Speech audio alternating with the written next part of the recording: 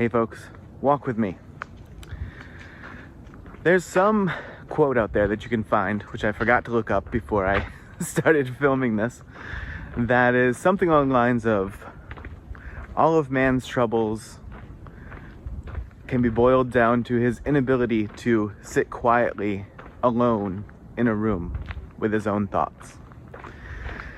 I butchered that for sure, but I think you get the sentiment. And I do think that there's a unique aspect to how busy we've become in modern society and how we have leaned really hard into that. And one video I've put out previously, I think pretty early on in this playlist, was something about like stop trying to optimize everything. But that fixation, the Andrew Hubermans of the world, that want you to just incessantly optimize everything, that is leaning into this world of being preoccupied and busy and essentially not being able to sit alone in a room with your own thoughts. And I would actually say, if there was one thing that will take a lot of work, and this is why most people won't do it, one thing that will take a lot of work and a lot of patience and persistence would be to find a way to get a grip on the skill of being able to sit alone. I was gonna say sit alone with yourself. I think that's the only way to sit alone. To sit alone in a room with nothing but your own thoughts. No books, no screens, no mail. If people get physical mail still. And being able to sort of understand in those moments, or ideally in those situations, meaning a longer moment, right? Longer than a moment. In those situations where you do have the ability to say, okay, if I'm not occupying myself with fixating on my diet and exercise and work and optimizing my sleep pattern and figuring out what supplements to take, and having 12 activities that I've booked for my kids to do this week, and if I'm not occupying myself with all of those things, where does my mind go? If I sit quietly alone in a room, where does my mind go? And what can I learn from that? I think there's a tremendous amount that can be learned from this is not me saying quiet your mind. This is me saying quiet your, what's the word I'm looking for here? Like quiet your stimulation. That's the right word. Quiet your stimulation.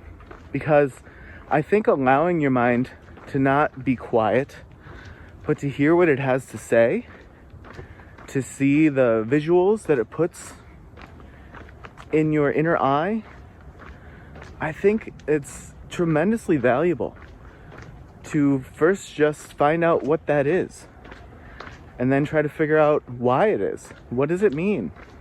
What is that for? Do I want that? Is that saying something to me that I should be paying attention to this, that, or the other thing? But if you never have an opportunity, I think in the long stretch, we will look back and, there's a lot of stuff coming out modern day, present day, about the dangers of not sleeping and not dreaming, especially, right? Not sleeping for sure, but not dreaming, and what that does to the mind.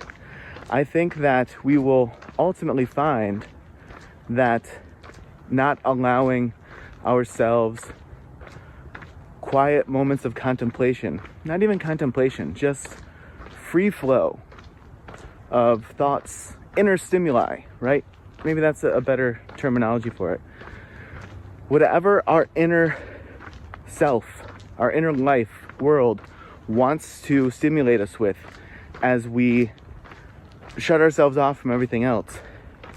I think in the long arm of science and understanding and well-being, I think that's going to be seen as just as important to mental health and well-being as dreaming and the effects that never dreaming because you're taking drugs or alcohol or medication or something that's disallowing that to happen, and the pitfalls of that.